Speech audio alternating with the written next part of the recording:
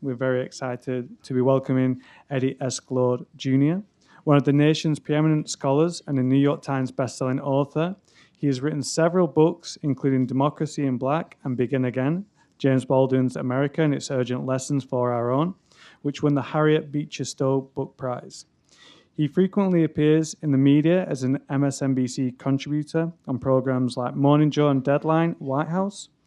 His new book, We Are the Leaders We Have Been Looking For, makes the case that the hard work of becoming a better person should be a critical feature of Black politics. Glaude will be in conversation with Clint Smith, a staff writer at The Atlantic. He is the author of How the Word is Passed, A Reckoning with the History of Slavery Across America. It was a New York Times bestseller, #1 New York Times bestseller, and the poetry collection's Counting Dissent, which won the 2017 Literary Award for Best Poetry Book from the Black Caucus of the American Library Association, and was a finalist for an NAACP Image Award. And his most recent collection is Above Ground. So please join me in welcoming Eddie S. Glaude Jr. and Clint Smith.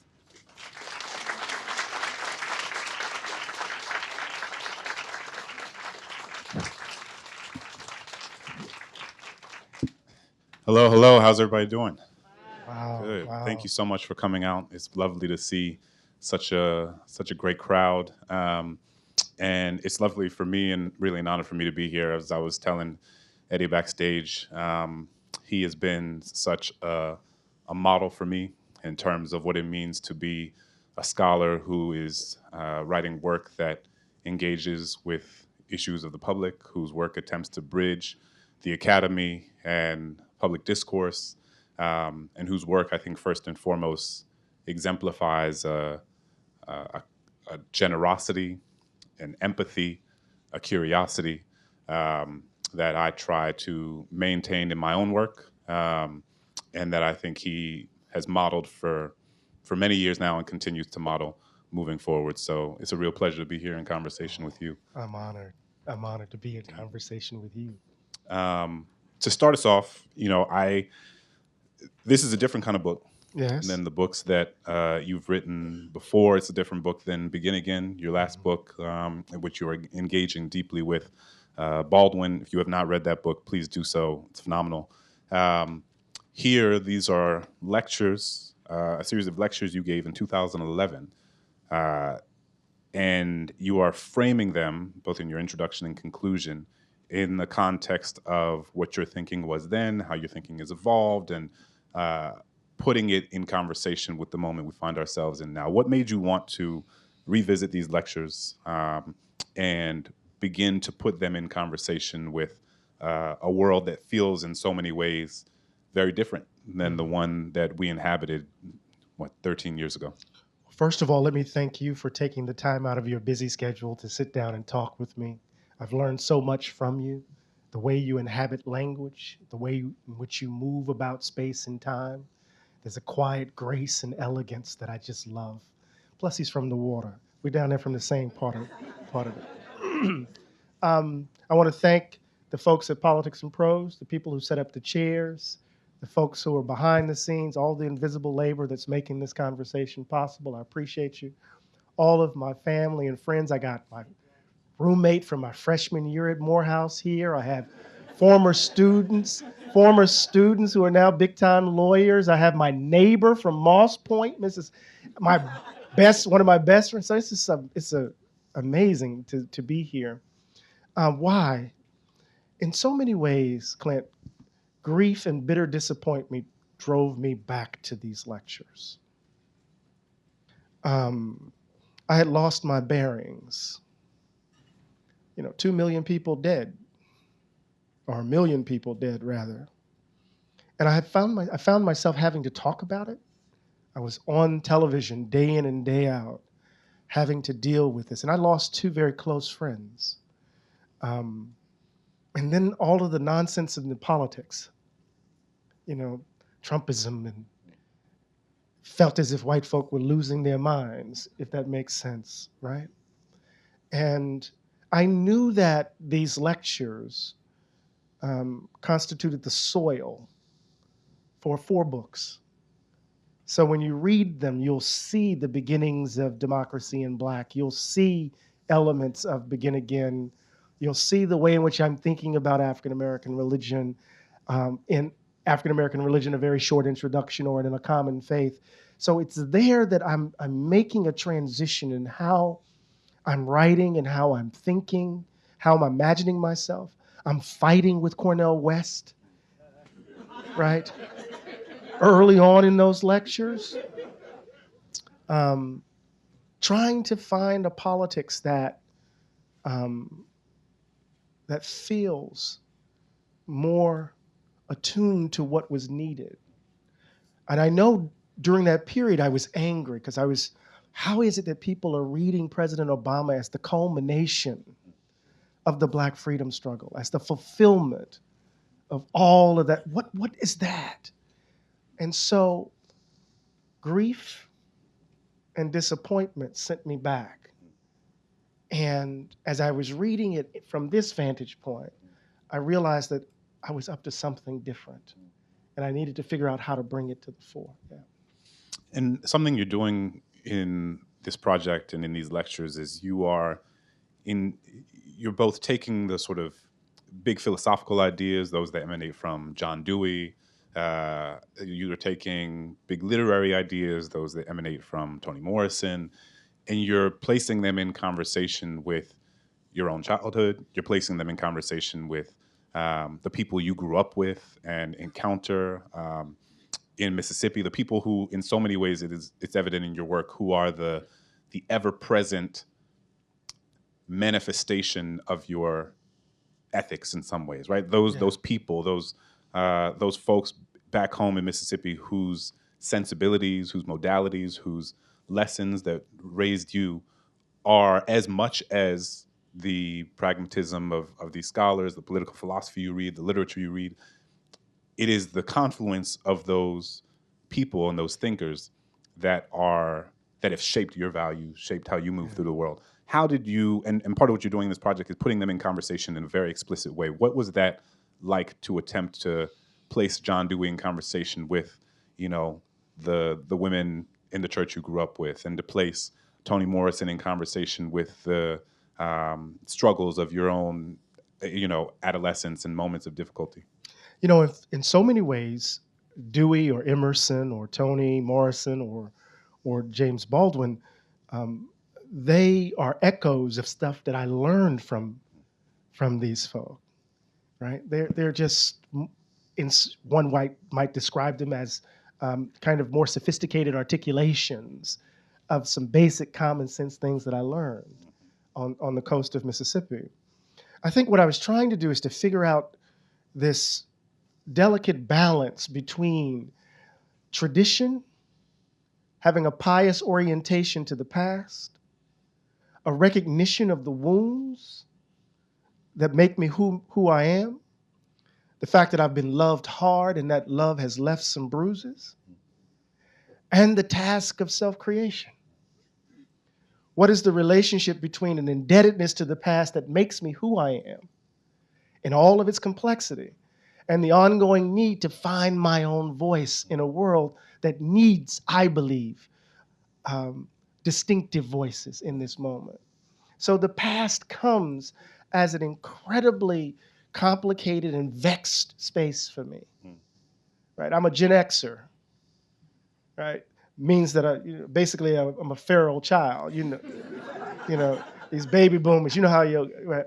But it means that I grew up in the shadow of the greatest generation that America ever produced, in my view.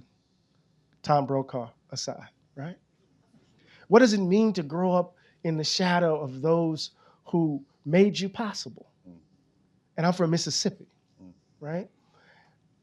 What else is there for me to do? And to be clear, when you're saying this, you're alluding specifically to the civil rights movement. The Black freedom struggle of the mid-20th century. What does it mean to grow up in the shadow of Dr. King, to grow up in the shadow of Bob Moses, to grow up in the shadow of Fannie Lou Hamer, to grow up in the shadow of Ella Baker, to grow up in the shadow, right, of Malcolm, right, and try to imagine one's own voice, right, and to come of age politically in the age of Reagan, right, the backlash aimed at undermining that very tradition, right, and so what I found myself doing was losing myself in the imitation of my heroes.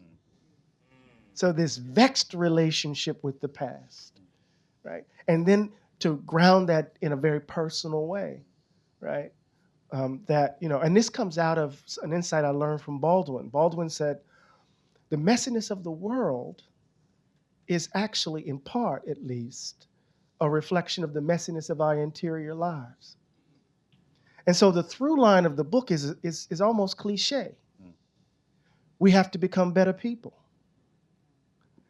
If we're to be the leaders we've been looking for, we have to be better people. And if we're going to be better people, we need a better world. Because the world as it's currently organized gets in the way of us being better people, right? So self-cultivation in the pursuit of justice becomes a radical politics, right? In interesting sorts of ways. What does it mean for me to reach for higher forms of excellences, right? In the pursuit of a more just world. But in order for me to do that, I got to deal with me. I got to deal honestly with me. Because, you know, the Emersonian move is if you're going to leave a self behind, you got to be honest about the self that you're leaving behind. It's like saying we're going to get our marriage right, but we're not going to deal with the lie that's at the heart of it. It's just not going to work, right? So if the messiness of the world is in fact a reflection of the messiness, in part, of our interior lives, then you got to deal with your own wounds. You got to deal with that brokenness that's at the heart of everything, at least for me. Yeah. And to bring those two threads together, this idea of the sort of messiness of our interior selves and then the sort of adulation, the admiration that we have of those who participated in and made the Black freedom movement possible. Some of the folks you're engaging with in this text, thinking of Malcolm, thinking of Martin, specifically want to focus, you're not just thinking about those two, but in this moment I want to focus just on those two, because part of what you, it seems to me, are attempting to do is both hold, a recurring theme in this book is the idea of the prophetic, right? And to hold the idea of the prophetic without imposing upon a human, a person, this idea that they are themselves a prophet, or rather deity or deity adjacent, right? And so thinking about, and it's interesting because I'm thinking a lot. I've been thinking a lot about Martin over the last several months, and you know, so much of Dr. King's work, we know from the right that it can be distorted, manipulated, decontextualized in ways to sugarcoat, in ways to misrepresent his own ideas. I think there's something else that can happen in which Dr. King's work can be wielded as a means of legitimating a set of ideas that one holds on to, as if that is the end all be all, like that's where the argument should end, right? Well, Dr. King said X, Y, Z, so like, you know, wrap it up, that's it. In ways that I think that we don't always complicate, and in ways that I'm interested in, because this is his moral philosophy is one that has served as a guiding force for so many of us over the course of generations. He was also a man. He was also a human. He was also, someone who was imperfect, the same way all of us are.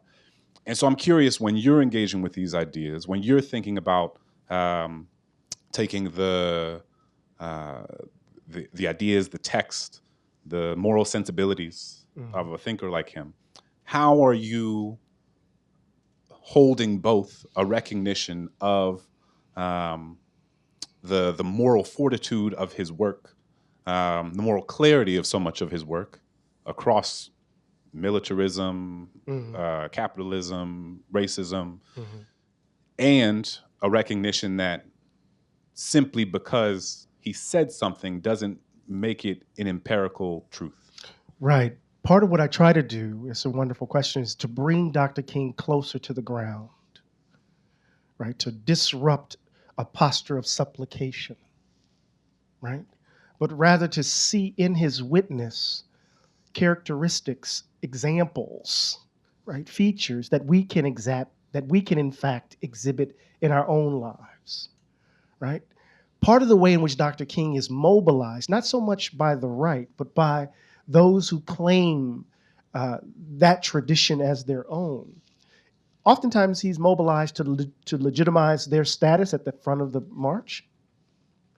Sometimes he's invoked as a way of narrowing the range of what constitutes legitimate forms of Black political dissent.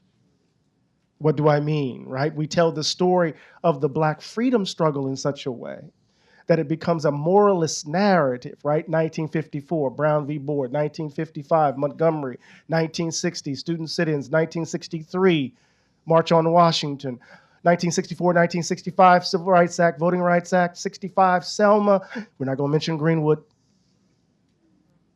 We're not going to mention Oakland. Not going to talk about the Watts. Going to keep the NOI over here. Not going to talk about a radical Black tradition. We're just going to jump to 68 when he's assassinated. Even Barack Obama, when he narrated the movement and the 50th anniversary of the March on Washington, he talks about that standard narrative, and then there's a moment of declension where we lost our way.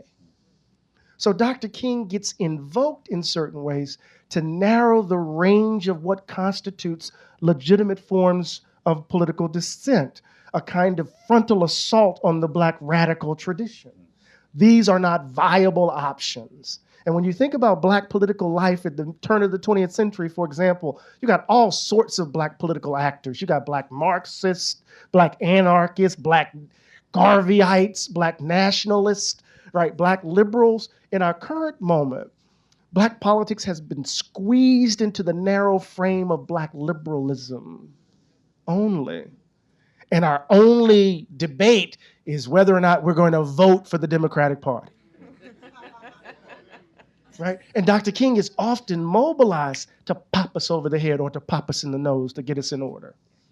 Right? Now, how might I think about him? Because I went to Morehouse. I mean, there's a big statue pointing at us.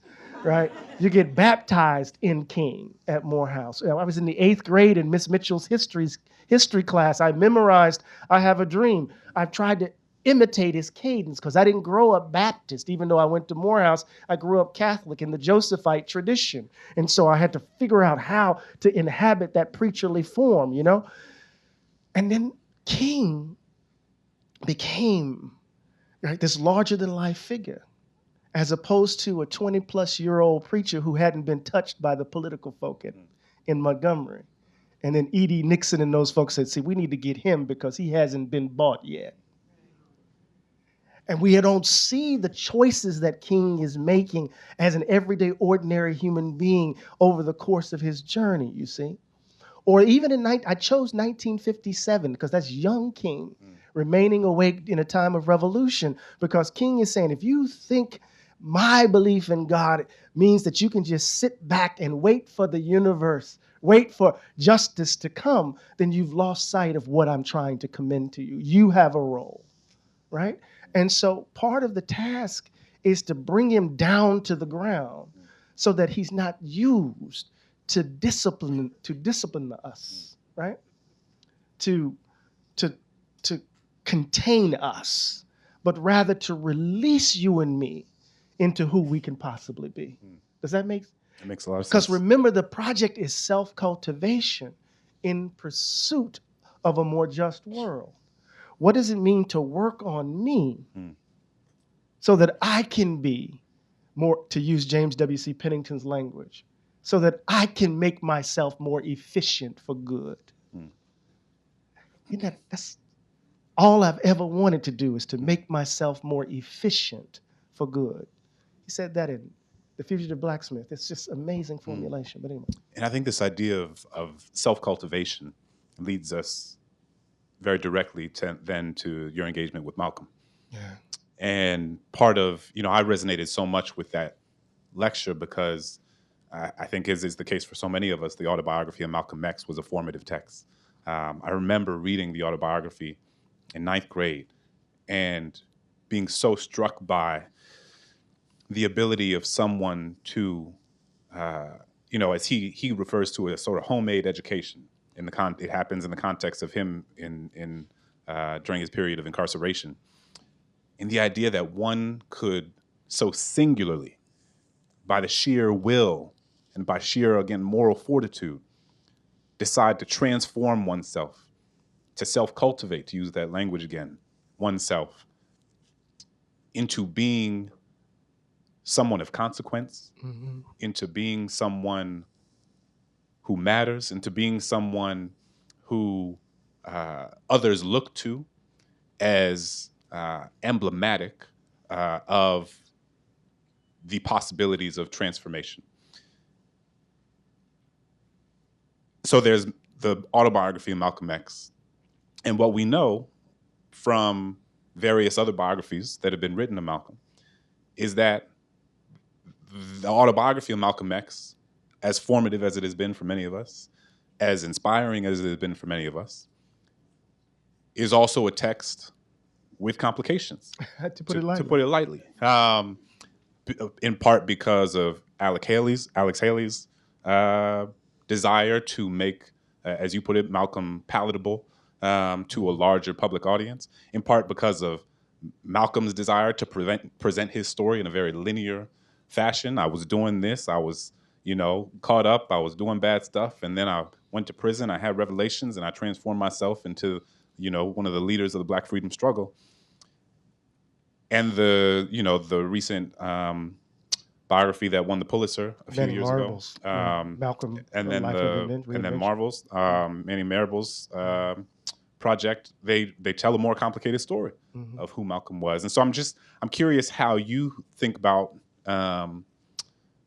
what it means to have a text and a set of ideas that were for you it sounds like, and for so many of us, our introduction to Malcolm, and then to also then later encounter stories of Malcolm or a fuller biography of Malcolm that tells a more complicated story, a more uneven story of his trajectory.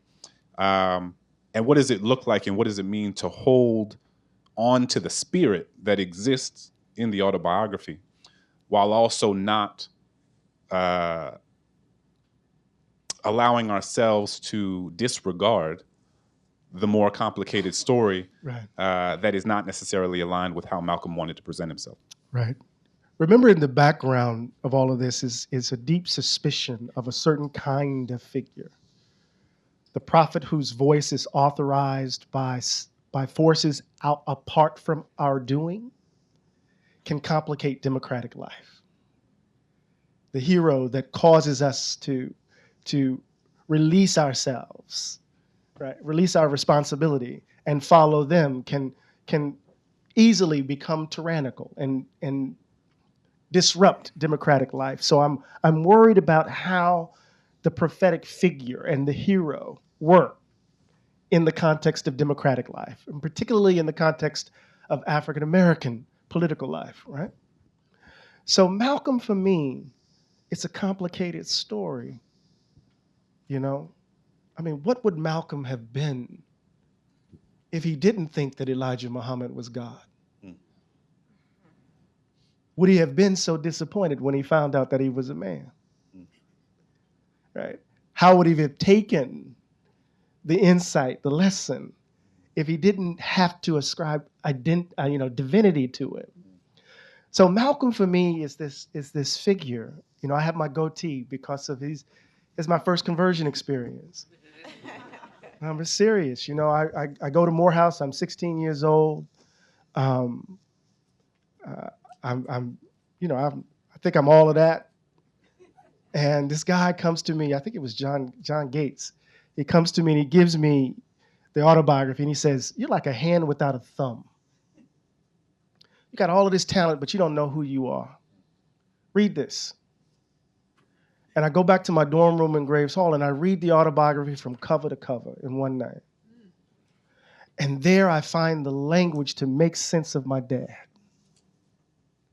the man who scared the living daylights out of me. My dad, I begin the chapter with a very hard story, and I debated whether to write it because I want to lift my father up, because he's the most responsible man I've ever met in my life. But he could look at me and I would start crying. He deposited a kind of fear in me that led me to believe that I was really a coward because I was so scared. And when I found Malcolm, I found a pose, a posture, a way of being a man that allowed me, right, to respond to the fearful child that my father made me. And so, here I was, I've got my goatee, I bought horn-rimmed glasses, I hung out with these nationalists. We started an organization called the Organization of African American Consciousness.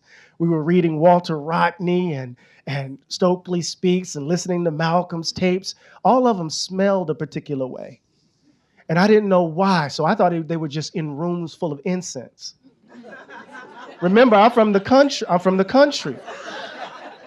So I grabbed Egyptian musk incense and I rubbed them on my neck. I didn't know it was oil, Black nationalism was about as foreign to me as Islam. But I was able to sit in that posture. Malcolm became a way that I could become a man.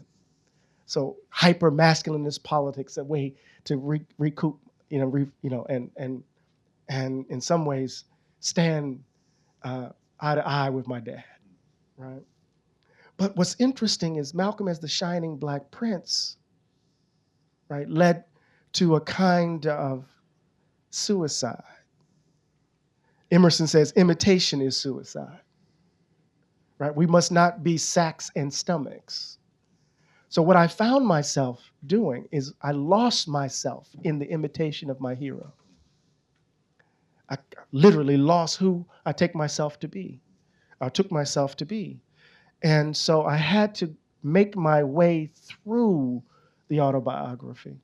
The autobiography as Augustine's Confessions, the autobiography as Rousseau's Confessions. And instead of seeing him as this shining Black prince, particularly after reading Marble's biography, I saw him as a wounded witness. Imani Perry hit me with this line, as she's wont to do. We were reading the biography together, and she said, after he left the nation, Malcolm was just flailing and failing over and over again. And unlike Marble, instead of trying to recoup or reconstruct the true Malcolm in response to the contrived Malcolm of the autobiography, I'm not interested in that. What I'm more interested in is what was revealed, this experimenter, this tinkerer, this man who engaged in the arduous task of self-creation in public with others. And so bringing him down to the ground, suddenly he becomes a model for me as I deal with my own wounds. One of the things I've learned from that journey is that this aspiration for wholeness will get your ass in trouble. Because once it's broke, it's broke. And the question, or the task rather, is to find the beauty in the brokenness. Right? It's katsugi, it's pouring the gold in the cracks. And so, that chapter, the arc of it, right, is to end in a very vulnerable place. It began in a vulnerable place and ends in a vulnerable place. And I think Malcolm's life is that, even as he is positioned as this commodity that allows us to inhabit a certain kind of masculinity. And why did it feel important for you to include these anecdotes of your own life in this text? I think we've had conversations before, and even backstage today, thinking about the what academia makes possible, and also the explicit or implicit limitations it puts on certain ways of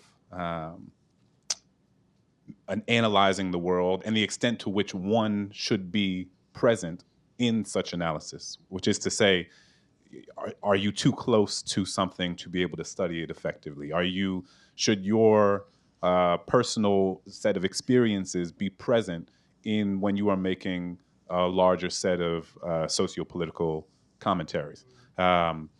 And you, as I told you back, before the event, this really made me want to read a Dr. Eddie Glaude memoir. And it's coming. It's coming. So y'all, keep $30 in the back pocket or whatever, be ready.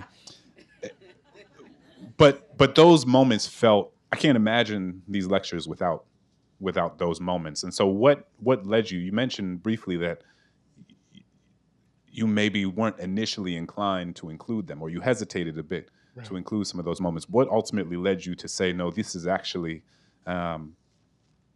important to what these thinkers are trying to say and to what I'm trying to say? Because the very thing that I'm trying to commend to others, I'm trying to do. So self-cultivation in the pursuit of a more just world, what does that look like? Well, I mean, I could read Emerson, I could read Dewey, I could read Dr. King, I could read Thomas Carlyle, I could read Malcolm X, I could read Ella Baker, I could read Sheldon Wolin, I could do all of that. But another aspect of the text is I'm trying to figure out where Cornel West ends and where I begin. I'm trying to figure out what's my sound, right? When I can find my sentence on the page, it's my rhythm. What's the thought that is indebted to the man who trained me, but isn't his, but it's mine. So there is this ongoing work of engaging in self-creation that is the text itself, right? So there are arguments that are being made at a philosophical level and at a historical level, and then there's the argument being exemplified, right, in the actual work that I'm doing. So the young, vulnerable man that opens up the text, who then embraces a hyper-masculinist politics, ends up in the lap of Ella Baker, where vulnerability is foregrounded, right, where the masculinist politics is put aside, where a politics of tending and care. How do I get there, right? How do I get there? How do I get to the point to where in Democracy in Black, I'm saying, blank out. And in this current moment, I'm looking at my man and I'm like, I'm not sure, Doc, this is the right thing to do. I'm talking about Cornel running an independent presidency, right? Trying to figure out the differences. Have I sold out? Is it because I'm on television a lot? Do I want to not get paid? What's going on? Am I no longer as radical? Have I become old? Trying to figure out this and this. Because I think it's absolute, because I honestly believe when we step, this is Baldwin's formulation, Doc, when Black folks step out of the orbit of white folks' expectations, we're talking revolution. And I'm not thinking about this in any simple way, right? This is not Ellison's aestheticism of individualism where you just find your own thing, right? Where you just pursue your own particular project.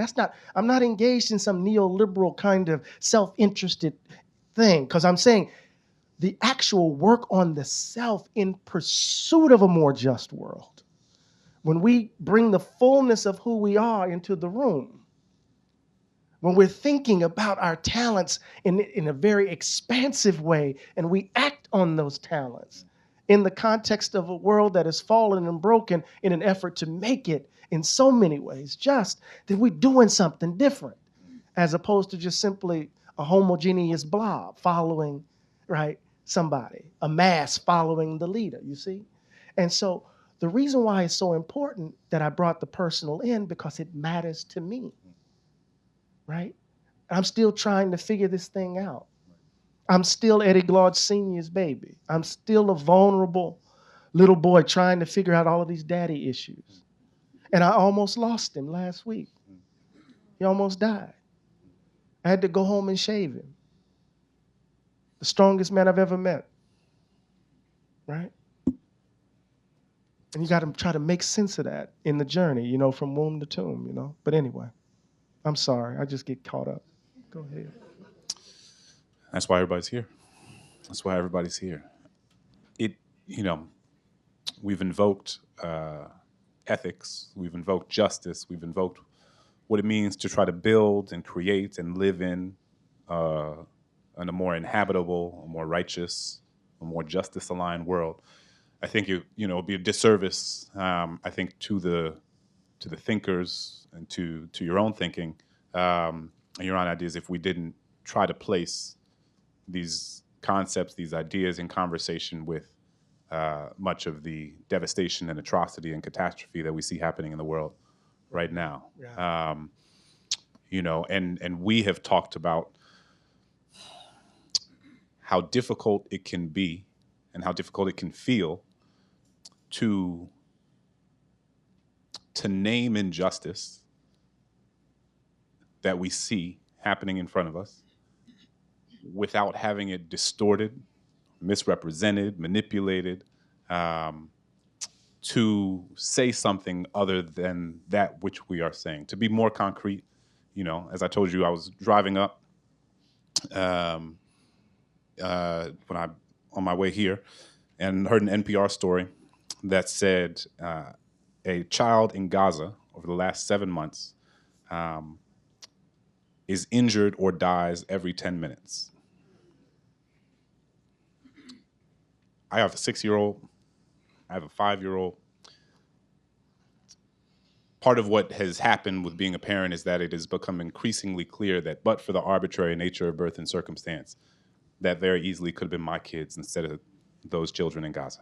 Mm-hmm. But for the arbitrary nature of birth and circumstance, it could have been us, right? None of us in this room inherently deserve to be here any more so than anybody else, or inherently deserve not to be there than the people who are currently living in tents who don't have food to eat. And yet it seems like sometimes when you attempt to name the injustice of that, you're called anti-Semitic. Mm-hmm. You are made to sound as if you are saying something other than that which you are saying.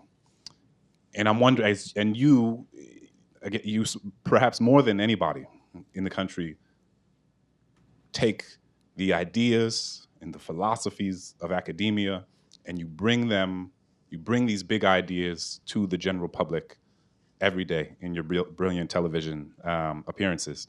And we're so lucky to have your voice there. And I know it's been tough to navigate. Yeah. And I'm curious just how your spirit is feeling about what it means to go into these spaces where sometimes these people attempt to make that claim against you. Right. But to maintain a certain level of moral clarity, to attempt to continue to tell the truth, even when people attempt to suggest that you are saying something, again, that is different than that which you are attempting to convey. Thank you so much for saying what you've just said and asking it in the way that you've asked it. It's hard, but every single time, whether in our silence or in our verbal assent, every single time we concede to evil in the world, something happens to our hearts. And that's not to deny the complexity of political context. That's not to deny competing political interest, realpolitik. I'm not naive. But every time we allow ourselves to be okay with evil, it plants a seed in us. It corrupts the spirit. Baldwin was so clear. He was saying that, Toni Morrison put it even better in Beloved. Every time white folks see these black folk, they think they see a jungle, these red gum baboons, right? And they create this world in which that assumption works. And lo and behold, it turns out that they are the red gum baboons, that the jungle is inside of them, right? That I'm not the N-word. Who is really? So part of the challenge in this moment, right, is to understand the horrors of October 7th, to understand the historical context of colonization and what 48 actually represents, to understand that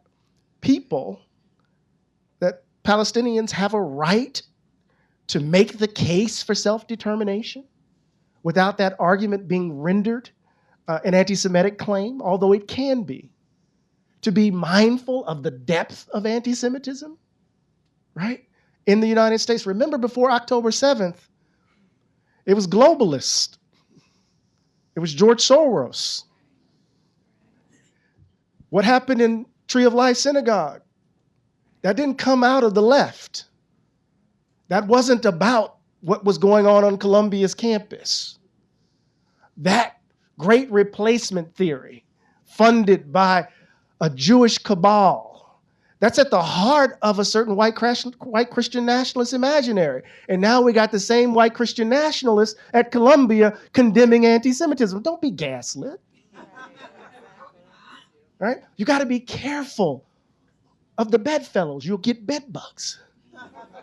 You got to be careful of what we're trying to motivate in this moment. So for me, and I get myself together, babies, 13,000 of them,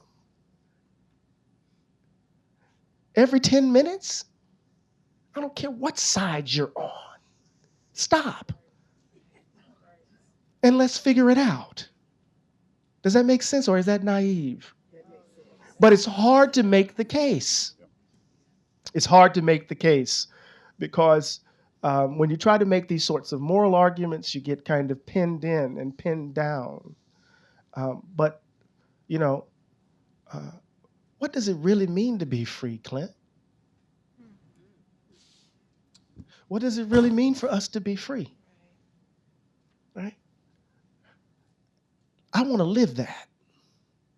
I don't want to aspire for it. I want to be it. Right? Whatever the cost. I think you've given us such an eloquent model of holding all of that at once.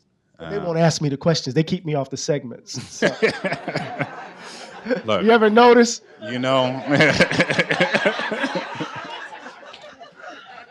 I'm just joking. We'll start a hashtag. Where's Eddie? Where's Eddie? No, I couldn't agree more. I think you do have to absolutely take seriously the depth and the history of anti-Semitism, not dismiss it, understand, and also, to your point, understand the ways in which it is can be wielded in bad faith. Oh, absolutely. To silence dissent, to silence those who are demanding accountability. And what we need in this moment more than anything, to my mind, is a coalition of the decent. A coalition of the decent. Those of us who are committed to a more loving, a more just, a more caring world, right? And understanding that we might disagree, but we're decent at the core, because I'm my mama's baby. That's right. And what does that mean to be in the world, right? And I think if we can figure out what that coalition of the decent actually looks like, we can beat back these folk who are actually indecent, right? Who are actually indecent in the way in which they're moving and manipulating and gaslighting us in light of their own pursuit of their own interest in the world. Fortunately, we are in a room full of decent people. Indeed. I don't know yet. Let's wait to Q&A. Well, I am sure that they have some decent questions. So we're going to transition to questions. I'm sure you all have many of them. The microphone is right here. Please line up behind the microphone. You can ask me anything. I don't mean I'm going to answer, but you can ask me anything. And again, just if you want to come and talk about the ways that Dr. Eddie Glaude has changed your life, I think that's beautiful. No. But don't do that. Don't do that here. Please send him an email or write him a note and give it to him when he's signing your book. But let's please make sure that if you have questions, that they remain questions and not comments. And just really quickly, I think it's important to understand the arc of the book. It lands with Miss Baker and Miss Baker's affirmation of the capacity of everyday ordinary folk to be the leaders they've been looking for. She used to tell those SNCC organizers, shut up and listen, you might learn something, right? And she has that wonderful formulation of strong people don't need strong leaders, right? And if we take responsibility for the demos, if we take responsibility for the salvation of the American polity, right, we will show our strength. If we become better people, we'll send damn better people to Washington, D.C. But right now, they're a reflection of us, right? And so we have to understand our power. And so here's a woman without whom the mid-20th century Black freedom movement would not have been possible. 1940s, field secretary for the NAACP. If it wasn't for her work in the South, Bob Moses would have never met Amzie Moore in Mississippi. Organized, first executive director of the Southern Christian Leadership Conference. She had to organize those preachers. Somebody has to write a book entitled All the King's Men, them some complicated preachers, right? And then think about it. In 1960, after the wildfire student sit-ins, they organized, those students get together and organize at Shaw University and become Student Nonviolent Coordinating Committee. Why are they at Shaw? It's Miss Baker's alma mater. This woman who insists that the task is to create the conditions for you to understand how great you are. And she begins with the assumption that great people come to us to make even greater people possible. And once we get that, oh, the politicians shudder. Then they get scared. But that's the wrap up. I'm sorry. Questions, comments, queries, complaints, arguments? Sure, please. Go ahead. No, go ahead. Come on. I'll repeat it. Or you'll repeat it. Just listening to you and the journey that you've gone on, you've had a lot of different resources to be able to read and to understand how to get on your journey. In light of what's going on now, and with book banning and all of these things, rewriting history, like AP African American Studies is, going away. How would young people be able to have access to the things that they needed to do to help them self-reflect and go on this journey? What would be your recommendation? The interesting thing about the current given the current landscape, the assault on CRT, the book banning, the attack on American history, as it were, how might young people find resources to engage in their own journey in the way that I've described? Is that a good summary of the question? Well, the interesting thing about it, I think, there's been a kind of fragmenting of the media landscape. Their attentions aren't captured simply by those who are banning books. So if you look at TikTok, you see a whole host, as complicated as TikTok is, it's offering a different avenue so that they can find different resources. People are talking about the books that they're reading, right? They have these other mechanisms by which they can find resources in other pathways, right?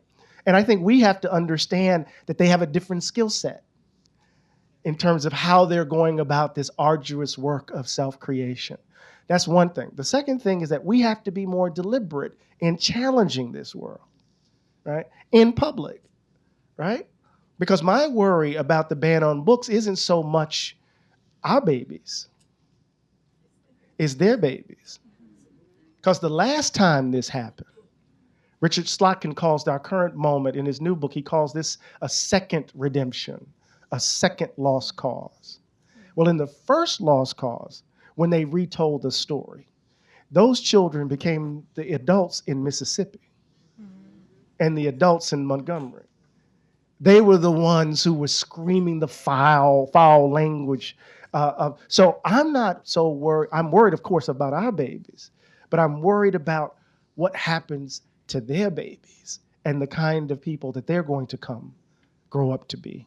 And so we have to be more forceful in our response. You got a response to that, though? They're here to see you, man. No, That's they're all you. My turn. Anybody else? Moonrise over Jessup. Hush. So I have a question. You mentioned this idea of elevating the moral discourse. And, I think a lot about this idea of Sankofa, and your work brings to mind this idea of Sankofa, that we have to look backward to look forward. And so when I think about that, I think about all these different ways that organizers use the resources that they had to elevate or to educate and elevate the communities in which they were organizing, teaching people, what a coroner was for instance. And so I wonder if you think that there's space for us in raising the moral discourse to sort of take these ideas of we need to educate ourselves in all these different really discrete ways in order to then raise the wave or to build the wave of I think, discourse. first of all, you have to buy Jamila's novel, Hush, this is about your Moonrise over Jessup. No, It no, is exquisite. Okay. It's beautiful. It's You're stalling, lush. sir. You're stalling. It's lush. It's in this bookstore, so buy it, please. Moonrise over Jessup. Over Jessup. Oh my God, it's so gorgeous. It's such a gorgeous book. This is what I mean by close to the ground, right? Oftentimes our politics seem to be located, at least our national politics, located, focused, fixated on DC. I'm sorry. On the Capitol, right? And part of what I want us to do is to return to the local, to do that very kind of work that you're talking about. It becomes a bit more difficult. But what I'm thinking, I use a phrase in the book called networked localism, right? What happens in this place, given the way in which media works, can then connect up with what's happening in another place, and then we could do some work. Remember, the Student Nonviolent Coordinating Committee was the Student Nonviolent Coordinating Committee, right? They network their activism. How do we do that? What does that look like? Now, it becomes a challenge because Black institutional life is in such, I don't want to say shambles, it's under assault, right? I like to think of Black institutions like barrier islands, right? We're from the water, so what do barrier islands do? They break up the wind, so the hurricane isn't as strong. And so when we think about the role of Black theater companies, when we think about the role of HBCUs, when we think about the role of Black institutional life, in moments when the fever dream spikes, right, those institutions become important for us to do the kind of work to resource and armor up so that we can endure the fever dream, so that we can endure the wind. Our challenge is in this moment, as we get close to the ground, is to fortify those institutions because we're in the midst of a fever dream, right? Does that answer the question? Yeah. And it's interesting because one of the things that Ella Baker critiques is the sort of centrality of a singular male figurehead at the head of any given movement. And do you think that what do you think are, just briefly, the sort of, because I think about my grandmother, who will often say, she'll say, we don't have a Dr. King anymore.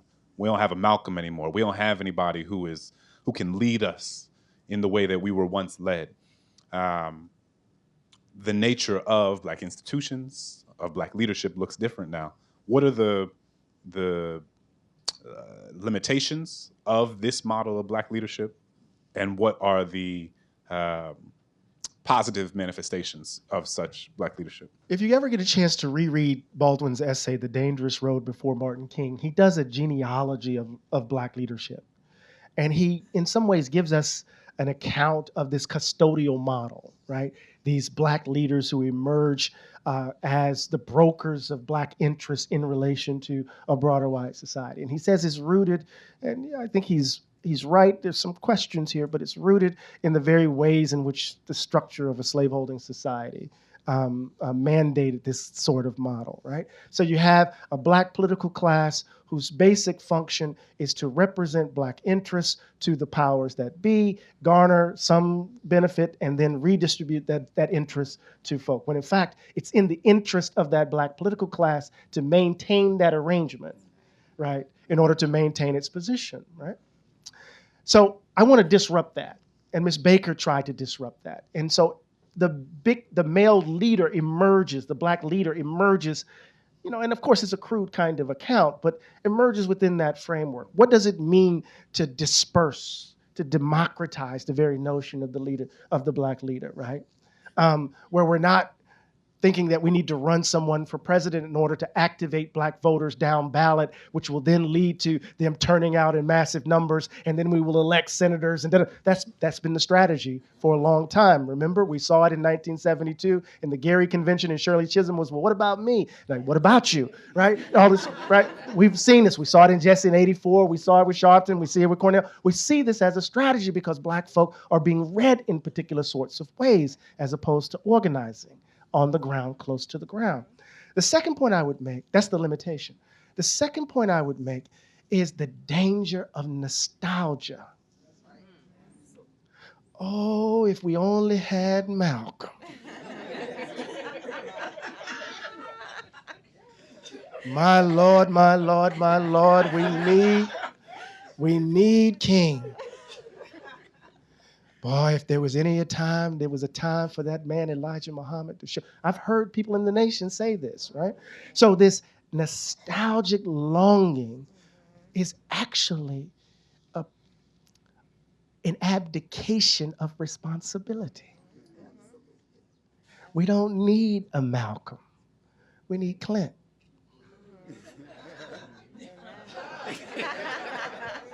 I mean, we need those characteristics, right? I'm not trying to level. I'm not trying to say we all can be Malcolm or Ella or Martin or da-da. I'm saying that if history calls us, you have the capacity to step into the moment, right? We all do. And so instead of being nostalgic for a leader who's going to lead us to the promised land, and in fact, instead of using a historical anomaly as the model of our politics, the mid-20th century is a historic anomaly. We use the black freedom struggle of the mid-20th century as the model of black politics when in fact there was nothing like it before. So we have to do some different kind of imagining in this moment. And you can't do that when you're too busy longing for the leaders of old so that you can give over your responsibility to them, right? You know all those people who said they marched with Martin? No, they didn't. All those churches who invited him in? No, they didn't. We know how change happened. So yeah, so we got to be careful with this thing. Yeah, Doc. All right. Of course, look. Oh. It's probably my wife calling. No, that's all right. But I'm going to try to ask a simple question, Sure. understand all the complexities that I know it represents. So I'm just a little context. I'm the 8th of 9, grew up in Philly, 5 sisters, 3 brothers. Born and raised Catholic, went to a Quaker high school, then to a military service academy for undergrad, right? So I've got all kinds of perspectives I've been dealing with. Right. But the simple question is, and you may have given this some thought, what advice and counsel would you give to black men who, like myself, who made decisions to serve in the military or in police forces, et cetera, understanding the counterintuitive dynamics that folks might have to deal with. So again, I'm just simply, I would like your perspective, if at all, on those 2 roles. Yeah, given the diversity of your background as a man, a military man or a police, what advice would I give you about how to account for yourself in relation to X, Y, and Z, and account for the very things we've been talking about? Is that a good way? In the past. You know what, y'all? We got to deal with the complexity of who we are. people try to, Ralph Ellison used to say they're human beings under the stereotype, Jack, right? Baldwin said to Richard Wright, if we're all Bigger Thomas, we can't account for you, Richard, right? We're complex, right? We're complex folk. Right? I want to understand Scylla. That's a serious character. Where'd she come from, Toni? Right? What is she doing? Right? So first of all, I want to acknowledge the diversity of who we are and how a certain kind of racist logic flattens out that diversity and reduces us to a simple sociology. Right? That's the first thing. But the main point I want to make is that all of us, no matter where we're from, no matter our formation, get clear on your conception of justice without exception. See, we often have an idea of justice, but it comes with exceptions. I think it's just that my child goes to the best schools but don't bust those kids over here. Exception. My community should be safe and secure, right? Don't you move in here, right? All people should be treated with dignity and standing, right, by the police, right? But because I want to be safe, these people can be subject to certain kinds of violations. What is your idea of justice without exception?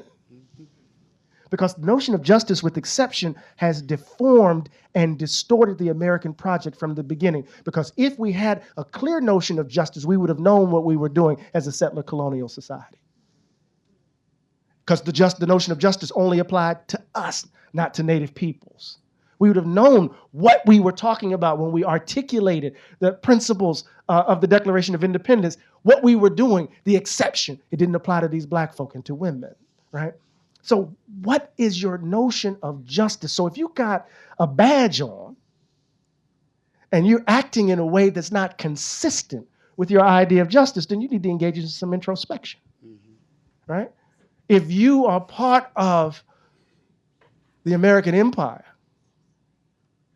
right? Because many of us, my brother is a career Air Force guy, Devin, career Air Force guy, right? And he joined right out of high school because that was the first avenue of employment, right?